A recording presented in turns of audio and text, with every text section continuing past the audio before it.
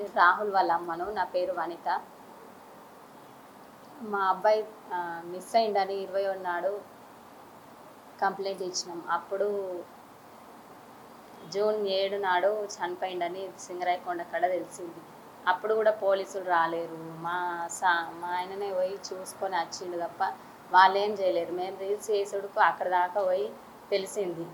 తర్వాత ఈ కాలేజీ వాళ్ళు కూడా ఒక్కసారి కూడా కనీసం ఫోన్ చేసి కూడా అడగలేరు. ఎవ్వరు కూడా ముందటికి రావడం లేదు. దయచేసి అందరూ ముందటికి వచ్చి కొంచెం సహకరించగలరని అనుకుంటున్నా. ఈ కాలేజీ వాళ్ళైతే అసలు వాళ్ళకి పిల్లలు ఉన్నారో లేరో తెలియదు, కానీ కనీసం గిన్ని రోజుల ఫోన్ అన్న చేసి అడుగులేదు. వాళ్ళకు మంచిగా పంపిన నా కొడుకును కూడా నాకు మంచిగా అప్పచెప్తే బాగుంటుంది. లేకుంటే చర్యలు ఇక ధర్నాలు అవి ఇవి చేయాల్సి వస్తుంది కాలేజీ ముందట.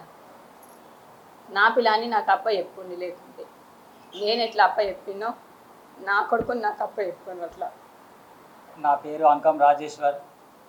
నా కొడుకు పేరు అగ్గం రాహుల్. 40 రోజుల కిందట తప్పిపోయిన నా కొడుకు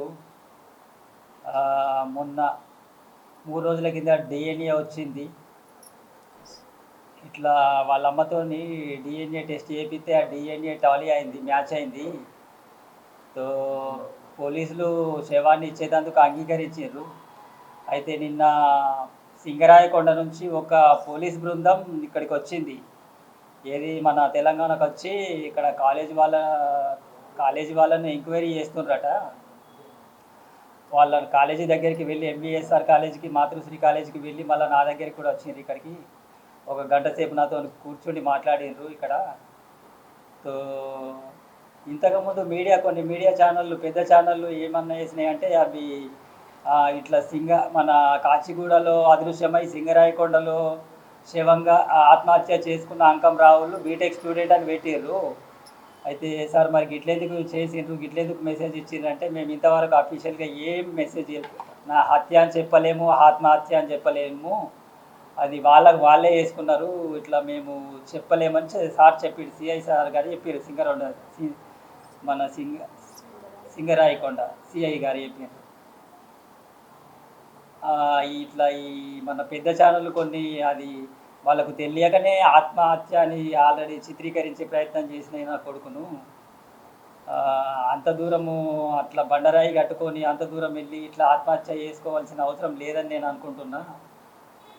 ఇంకొక విషయం ఏమిటంటే నిన్న మా డెడ్ బాడీ మాకు అప్పగించేందుకు ఒప్పుకున్నారు సిఐగా మన సింగరాయకొండ ఆంధ్ర పోలీసు వాళ్ళు. అయితే నాకే ఇక్కడ ఒక 2 రోజుల పని ఉందని నేను చెప్పేసిన. సో ఇంకొకటి ఏంటిదంటే అక్కడ మేము మాతృశ్రీ కాలేజీ కానీ ఎంబీఎస్ఆర్ కాలేజీ కానీ 2 కాలేజీల దగ్గరికి పోయి మరి ఇట్లా 10 రోజులైనా నా కొడుకు కాలేజీకి రాకపోతే ఒక మెసేజ్ పెట్టలేరు, కనీసం ఫోన్ చేయలేరు. ఒకరోజు కాలేజీకి రాకపోతే నాకు మెసేజో లేదని అంటే నాకు ఫోనో చేస్తే నేను మా కొడుకు ఫోన్ చేసి బాగోగులు నేను తెలుసుకుంటుంటే కదా అని వాళ్ళని అడిగినా కానీ వాళ్ళ ఏం సమాధానం లేదు. ఇట్లా మరి మా కొడుకు చనిపోయిండు, దీనికి బాధ్యత ఎవరు? అక్కడ తల్లిదండ్రులుగా మా కొడుకును మీ కాలేజీలో చెప్పినాము, ఫీజులు కట్టినాము లక్షలు. మరి ఇప్పుడు మీ దగ్గర ఉన్నప్పుడు మరి ఇట్లా మృతదేహంగా మాకు దొరికిండు, మరి బాధ్యత ఇవ్వాలి అని అంటే వాళ్ళు ఏం పట్టించుకుంటారు లేరు. కాలేజీలు నిర్లక్ష్యం. ಅವರು ఎంబీఎస్ఆర్ కాలేజీలో ఎవరైతే మా కొడుకుకు ధమ్కి ఇచ్చిండో వాళ్ళని కూడా వాళ్ళ మీద కూడా ఏం చర్యలు తీసుకోలేరు ఇంతవరకు. ఎవరైతే ఆ అమ్మాయికి చాటింగ్ ఏమో చేసిందంటే వాళ్ళ మీద కూడా ఏం చర్యలు తీసుకోలేరు. సో దయచేసి ఇప్పుడు మీ మీడియా మిత్రుల ద్వారా కనీసం ఈ విషయాలన్నీ పై వరకు చేరి మాకు న్యాయం జరుగుతుందని, అలాగే మా కుటుంబానికి న్యాయం జరుగుతుందని మేము కోరుకుంటున్నాం. నిన్న పోలీసులు వచ్చి అయితే డిఎన్ఏ మ్యాచ్ అయింది కదా, మేము ఇచ్చేటందుకు అక్కడ మా ఎంఆర్ఓ గారు ఒప్పుకున్నారు. వాళ్ళు మీరు వస్తే ఇస్తాము, ఇప్పుడు ఒక 2 రోజుల్లో ఇక్కడ మాకు ఇన్వెస్టిగేషన్ ఉంది, 2 రోజుల లోపల పోతాము, పోయిన తర్వాత మీరు వచ్చే ముందట మాకు ఇన్ఫర్మేషన్ చేస్తామంటే మేము ఈ డేట్కి రావాలని చెప్తాము, ఆ డేట్ ప్రకారం మీకు ఇచ్చేస్తాము అని వాళ్ళు చెప్పింది సార్. మేము రెడీగానే ఉన్నాం.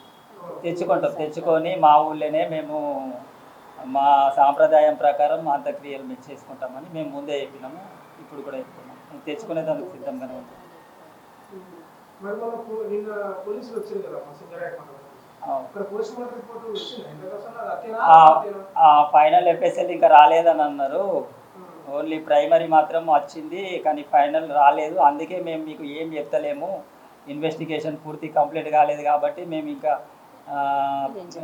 మేము ఏం చెప్పలేము, కేసు గురించి ఏమి చెప్పలేరు మాకు. ఇన్వెస్టిగేషన్ ఎఫ్ఎస్ఎల్ వచ్చేది ఉంది, ఇంకా మేము ఎంక్వైరీ చేస్తున్నాము. అవన్నీ ఏ ఒక్క క్లూ దొరికినా కానీ మేము వదిలిపెట్టాము. అవన్నీ మాకు దొరికిన తర్వాతనే మీ అందరికీ ప్రెస్ మీట్ పెట్టి మొత్తము ఈ కేసు గురించి డీటెయిల్స్ అన్నీ చెప్తామని చెప్పారు. ఇప్పుడు రీపోస్ట్ మార్టానికి కూడా మీరు కోరుతున్నారని తెలిసింది. అవును, నిజమే, కోరుతున్నాం, ఖచ్చితంగా కోరుతున్నాం.